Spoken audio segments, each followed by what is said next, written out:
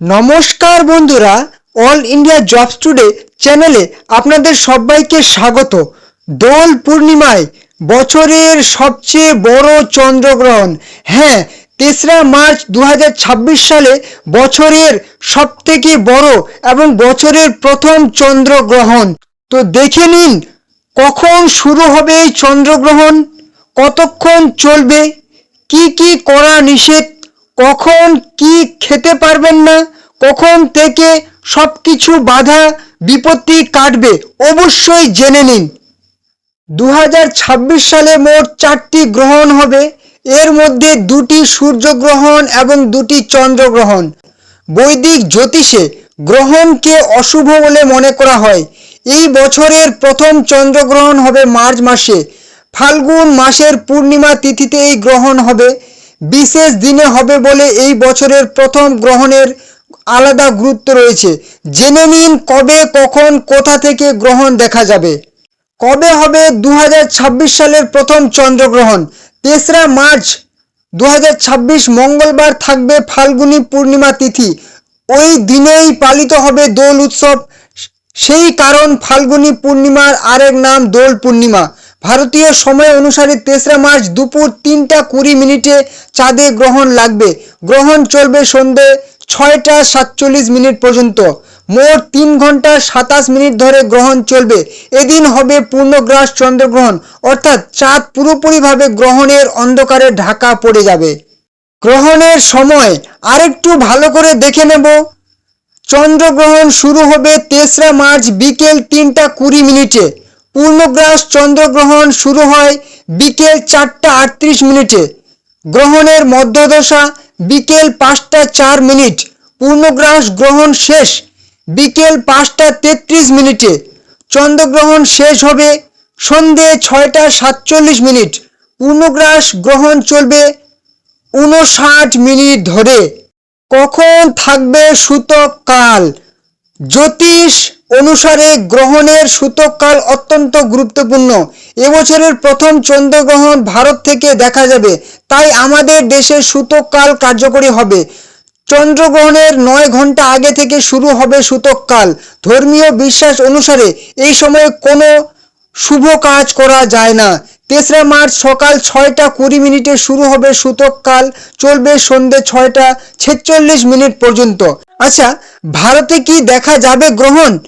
পশ্চিমবঙ্গ ছাড়াও মিজোরাম, নাগাল্যান্ড, মণিপুর, অসম এবং অরুণাচল প্রদেশ থেকে চন্দ্রগ্রহণ দেখা যাবে। বিশেষ করে পশ্চিমবঙ্গে চন্দ্রগ্রহণ বিশেষ প্রভাব ফেলবে। কিন্তু এই চন্দ্রগ্রহণে কেন রক্তবর্ণ ধারণ করে চাঁদ? এর নেপথ্য কারণ হলো রে লেক স্ক্যাটারিং।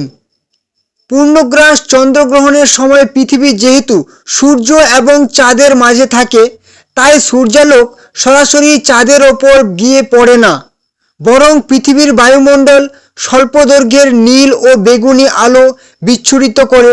এমন পরিস্থিতিতে তুলনামূলক দীর্ঘ তরঙ্গদৈর্ঘ্যের লাল এবং কমলা আলো প্রতিসরিত হয়ে চন্দ্রপৃষ্ঠে পড়ে। এই কারণে পূর্ণগ্রাস চন্দ্রগ্রহণের সময় চাঁদকে তামাটে এবং রক্তিম দেখায়। পৃথিবীর বায়ুমণ্ডলে ওই সময় ধুলো এবং মেঘ কেমন থাকে তার উপরেই নির্ভর করবে কতটা রক্তবর্ণ দেখাবে চাঁদকে। পৃথিবী যেহেতু চাঁদের থেকে আকারে বড়, তাই গ্রহণ 1 ঘন্টারও বেশি স্থায়ী হতে পারে।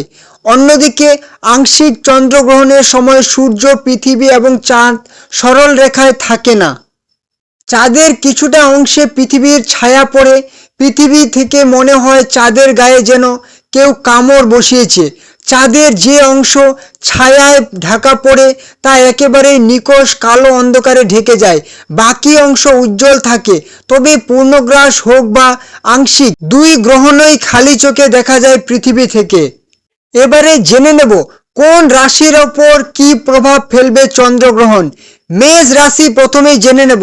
মেষ রাশির ওপর চন্দ্রগ্রহণের প্রভাব মানসিক টানাপোড়েন তৈরি করতে পারে। আবেগপ্রবণ কোনো বিষয়ে তাড়াহুড়ো করে সিদ্ধান্ত না নেওয়াই ভালো। বন্ধু বান্ধবের সঙ্গে কথা বলার সময় বিশেষ করে সতর্ক থাকুন। বৃষ রাশি, বৃষ রাশির ওপর চন্দ্রগ্রহণের প্রভাব কর্মজীবনে পরিবর্তন আনতে পারে। আপনার খ্যাতিতে হঠাৎ কোনো কারণে কালি লাগতে পারে। অফিসে সিনিয়রদের সঙ্গে মতবিরোধ এড়িয়ে চলাই ভালো। ধৈর্য ধরে এগিয়ে চলুন। মিথুন রাশির ওপর চন্দ্রগ্রহণের প্রভাব বিদেশ ভ্রমণ এবং উচ্চশিক্ষার বিষয়ে প্রভাব ফেলতে পারে। ধর্মীয় এবং আধ্যাত্মিক চিন্তাভাবনায় পরিবর্তন হতে আগ্রহ বাড়তে পারে। কর্কট রাশির ওপর চন্দ্রগ্রহণের প্রভাব আর্থিক বিষয়ে প্রভাব ফেলতে পারে। বিনিয়োগের বিষয়ে বিশেষ সতর্কতা প্রয়োজন। প্রেমের সম্পর্ক আবেগ আরও গভীর হবে। সম্পর্কের ক্ষেত্রে স্পষ্ট কথাবার্তা কিন্তু অত্যন্ত প্রয়োজন। এবারে দেখে নেব সিংহ রাশির ওপর চন্দ্রগ্রহণের প্রভাব বৈবাহিক জীবনে উত্তেজনা বাড়াতে পারে। ব্যবসার ক্ষেত্রে অংশীদার থাকলে মতবিরোধ বাড়তে পারে। অহংকার থেকে সাবধান, পতন ডেকে আনতে পারে। এবারে দেখে নেব কন্যা রাশির ক্ষেত্রে এই গ্রহণ কন্যা রাশির জাতকদের স্বাস্থ্যে প্রভাব ফেলতে পারে।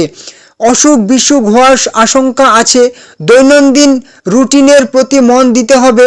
কাজের চাপ বাড়াতে পারে, তবে ব্যক্তিগত জীবনের সঙ্গে ভারসাম্য বজায় রাখুন। এরকম আরও জানতে চ্যানেলে যারা নতুন আছেন অবশ্যই চ্যানেলটিকে সাবস্ক্রাইব করে রাখুন। ঠিক আছে, ভিডিওটি যদি ভালো লাগে অবশ্যই লাইক করবেন, কোনো রকম সমস্যা হলে কমেন্ট করবেন এবং ভিডিওটি অবশ্যই আপনাদের আত্মীয় পরিজনের সাথে শেয়ার করে দেবেন। তো চলুন দেখা হবে কোনো নেক্সট ধামাকাদার আপডেটের সাথে।